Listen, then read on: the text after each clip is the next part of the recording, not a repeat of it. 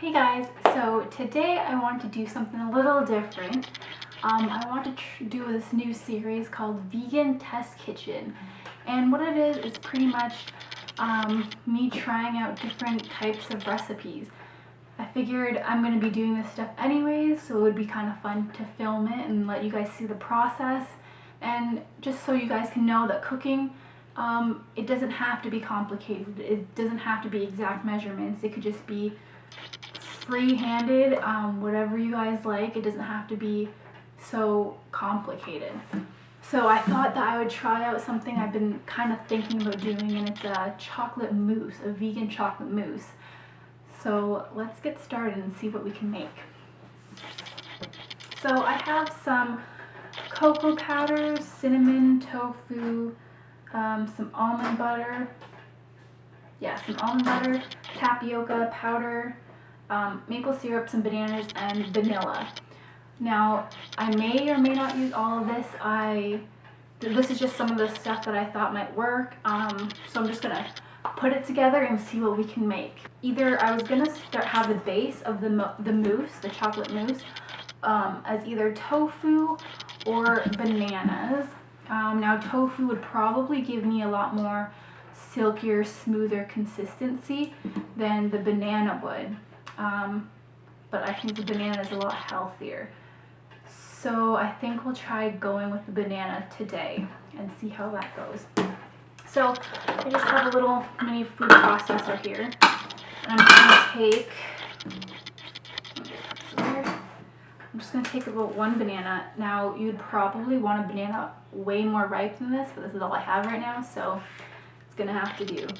The more ripe it is, the more sweeter it's going to be because more of the sugar is released in the fruit. So we're just going to plop that in there like that. Now for the sweetener, we can use either maple syrup or dates. I don't have any dates. I'd probably use dates or both. So we're just going to add a little bit of maple syrup. Now, I don't have any measurements. I'm just eyeballing this. Cooking is completely to taste, so just taste as you go, adjust it. However it needs to be adjusted is totally up to you. So I'm going to add some vanilla extract,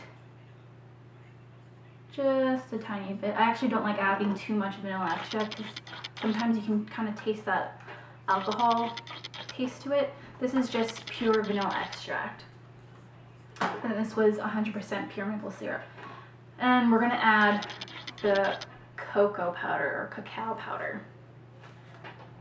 This is Fry's brand. So we're making chocolate mousse, so we might as well add a good amount. I think that's good.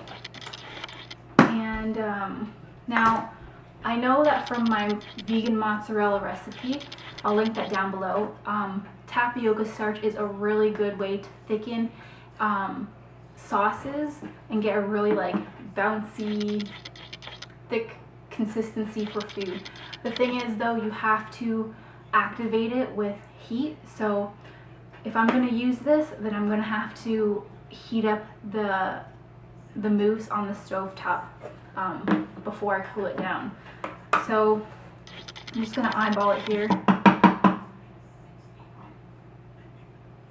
I think that's good. I think that should be okay for now. I don't think I'm going to use the almond butter this time. Yeah. Okay, so let's just blend that up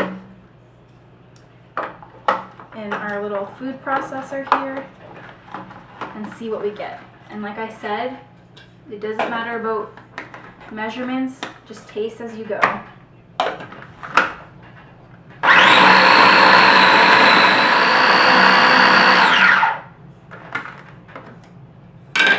Okay, so we blended that up pretty smoothly, or as smoothly as I can get it.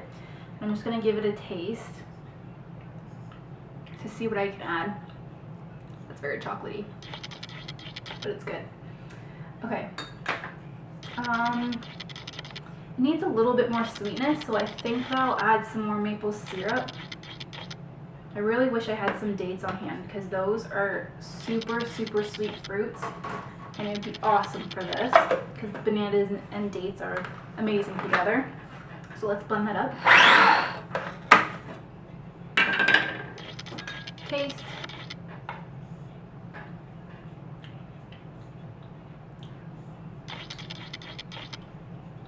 I think it could use a little bit more vanilla extract. So that's the beauty of cooking. You can just add as little or as much as you go. I would suggest adding a little bit at a time because you can always add more. You can't take it away. So that's a huge thing that I learned. So don't be afraid to experiment in the kitchen, experiment with your food. That's how you get, I notice that a lot of the times when I am just free handing my dinners and I'm not following a recipe, I tend to make better dinners just because I'm going off of my instincts. So I think if you work on not following the recipe to the T, but just doing it to your own taste, I think the instinct of what tastes good together and how much of what is good in a recipe will eventually come in hand. Okay, so now that it's all blended up, we're going to have to put this on the heat. I'm probably going to put it on medium heat just until it starts to thicken up, and then I'm going to put it in this freezer-safe ramekin and let it set for about 30 minutes to an hour. So I'll be right back. Okay, so it's been a good 40 minutes about, and we have our chocolate mousse all frozen and set. And we're going to give it a try and see how it tastes and if we were successful. Ooh, it's like jello-y. Ooh, check that out. That's thick. That's thick.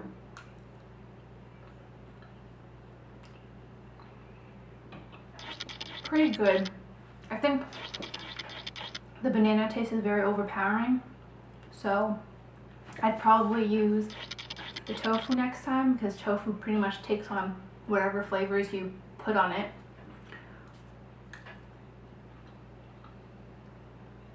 Yeah, if you love bananas, then you'll like this.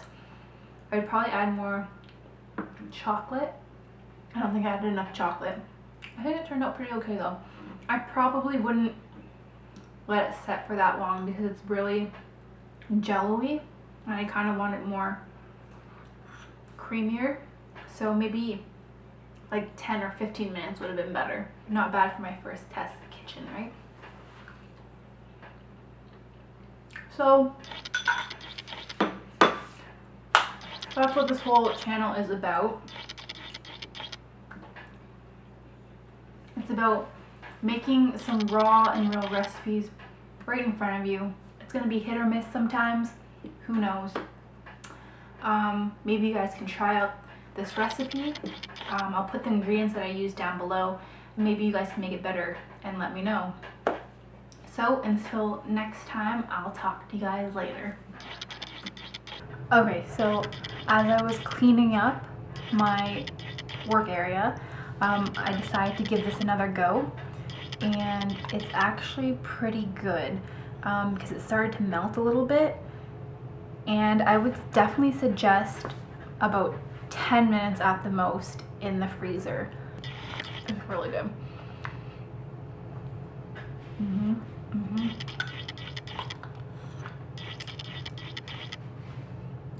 Yeah.